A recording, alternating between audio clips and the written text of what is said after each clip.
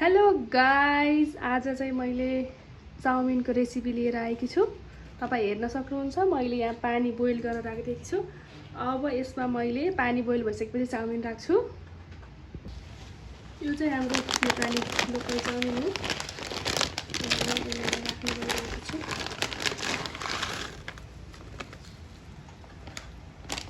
यसमा चाहिँ हामी थोरै नुन पनि राखिदिन्छौँ स्वादको लागि।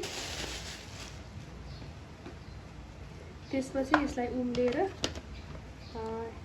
ठिक्क पकाइसकेपछि यसलाई हामी बन्द गर्नेछौँ। अब यहाँ हाम्रो लगभग चाउमिन पाकिसकेको छ। यसलाई धेरै पकाउनु पनि हुँदैन, पछि फेरि फ्याक्ट हुन्छ यो। अनि त्यतिन्जेल मैले यसलाई अब चाहिने चाउमिन पकाउनको लागि घरमा मसँग जे सामान छ उपलब्ध सामान, प्याज, गाजर अनि चना र केरो भिजाएको पनि छ, त्यो राखेर अब हामी चाउमिन बनाउँछौँ लोकल स्टाइलमा है। हामीले यसरी चाउमिन निकालिसकेका छौँ। अब पकाउनको लागि तयारी हुँदैछ। अब हाम्रो यहाँ तेल तातिसकेको छ, मैले तेल राखिसकेँ। अब हामीलाई चाहिने सामान मैले यहाँ प्याज, थोरै गाजर अनि यो बन्दाकोपी लिएको छु। अब यसलाई हामी भुट्छौँ रातो हुन्छन्।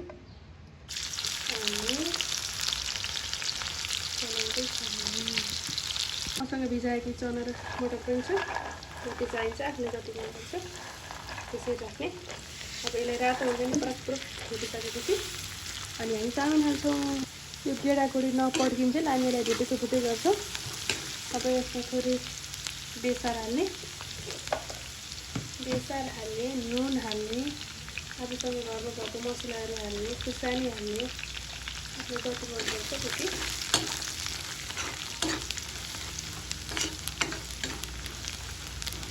जति भुट्यो त्यति मिठो हुन्छ कि चाउमिन बनाउँदा। मलाई चाहिँ तपाईँहरूलाई जस्तो मनपर्छ त्यस्तो बनाउनु होला।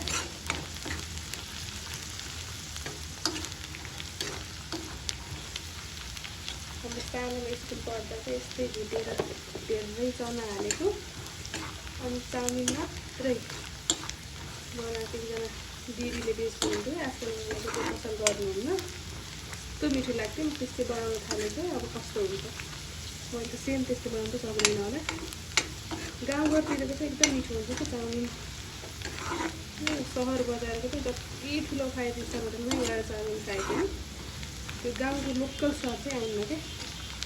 तपाईँहरू चाहिँ त्यो यस्तो अनुभव गर्नुभएको कि यस्तो सोच्नुभएको कि भएको छैन, मलाई चाहिँ त्यस्तो लाग्छ गाइस।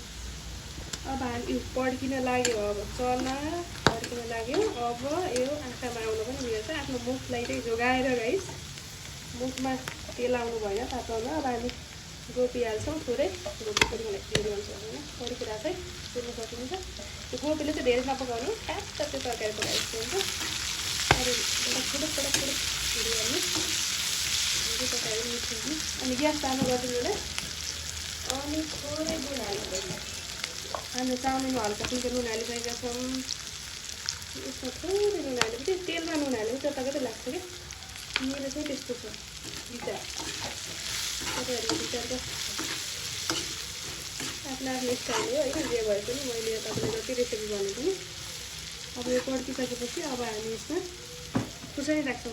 खुर्सानी राख्ने बिर्सेछौँ, मलाई चाहिँ एकदम पिरो मनपर्छ। अमिलो पिरो भएपछि मलाई केही पनि छैन। थोरै यो खुर्सानी चाहिँ एकदम कडा छ, दुईवटा मात्रै काटेर राखेको छु।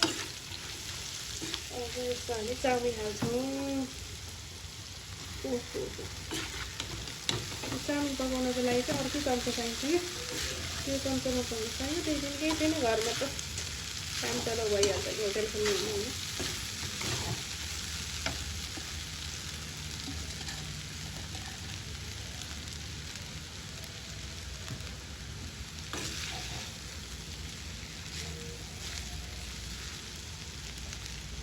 यसलाई अब कराईलाई एउटा रुमालले समातेर यसलाई यस्तो मजाले भुट्नुपर्छ नि।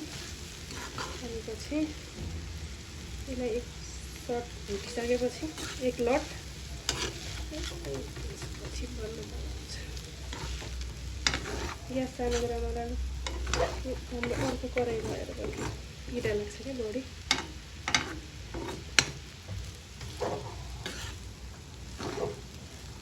अब यहाँ मिक्स भइसकेको छ।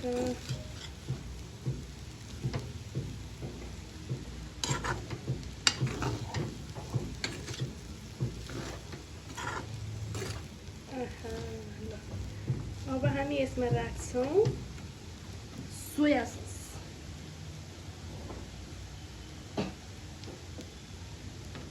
मसँग चाहिँ केचप र सोया सस मात्रै छ, म अजिनामोटो राख्दैन। मन त पर्छ तर आज रहेछ, थोरै केचप राख्ने, थोरै भयो भने आफूलाई कति मनपर्छ।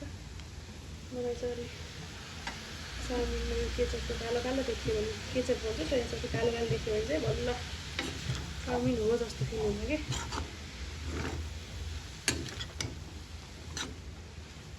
केचप चाहिँ पहिला यसमा चाउमिनमा राख्न सक्नुहुन्छ, पछि आफ्नै भागमा राखेर खाए पनि हुन्छ। कसैलाई फेरि केचप र चाउमिन पनि मन पर्दैन पनि।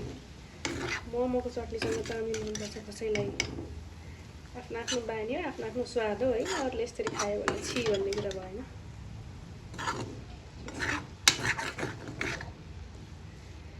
म पनि पछि भागमै राख्छु, अहिले राख्दिनँ केचप, कति मजा आउँदैन क्या। त्यस्तो राम्रो चाउमिन देखिरहेको छ, केचप राखे पनि फेरि आएको हुन्छ।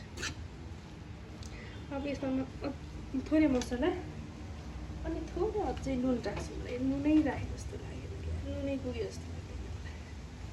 यति धेरै नुन खान्छु नि मैले।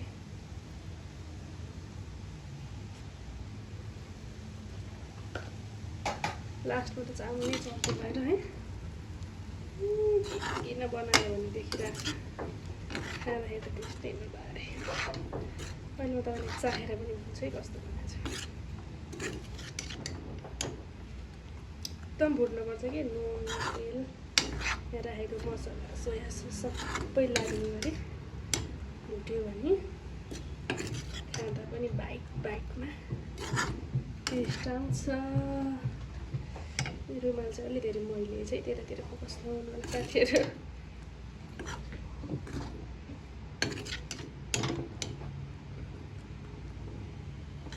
चाउमिन पकाउनुमा पर्फेक्ट त भएर हिँड्छु। त्यही चाउमिन मिक्स गर्नै सकिरहेन।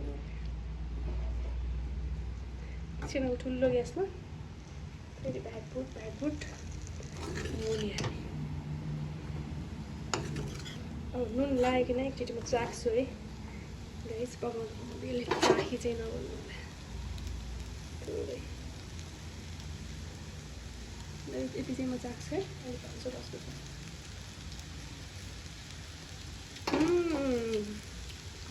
दामी दामी छ गाइस। कस्तो मिठो बनाउँला भन्ने सोचेको छैन।